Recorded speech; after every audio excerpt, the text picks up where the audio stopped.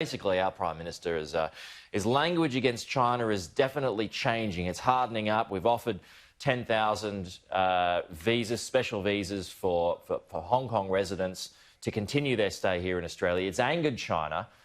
And this is on the back of the UK this week. It's offering safe haven visas to up to 3 million Hong Kongers. That has frustrated China as well. What's your view of the position that Western countries are taking at the moment against China? They all seem to be stepping up.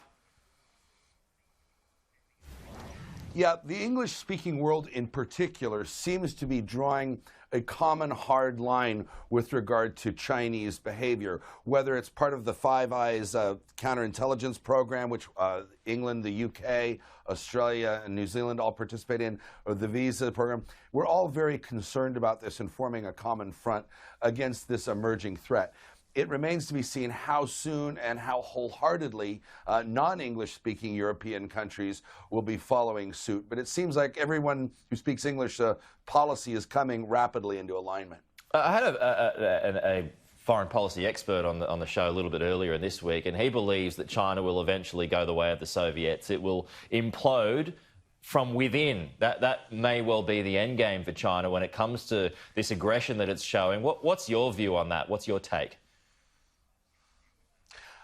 I tend to agree with it, and my background is basically also as an economist, is that is also the likely trajectory that mainland China is on, and their history is replete with examples in support of that hypothesis. That is what happens to communist countries. Communism, central planning, state-owned power, autocratic Marxist governments do not survive. They do tend to implode. It wasn't just the Soviet Union; it was all of Eastern Europe as well.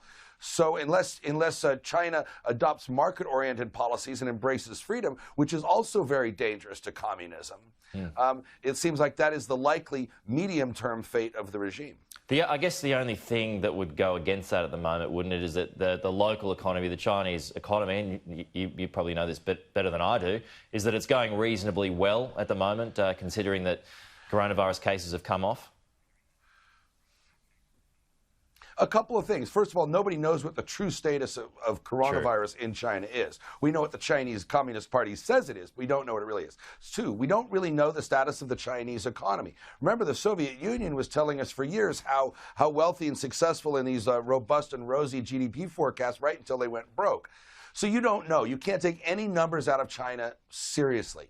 China has a demographic problem, a rapidly aging population, a huge wealth disparity, literary disparity between coastal cities and inland China, a hugely wasteful military-industrial complex, too, which saps resources, and the fact that people are becoming more hostile to the Chinese brand, and you have Southeast Asian countries with lower costs of production wanting to take up that slack and compete with China. So they've got a lot of structural problems, a lot of headwinds facing them.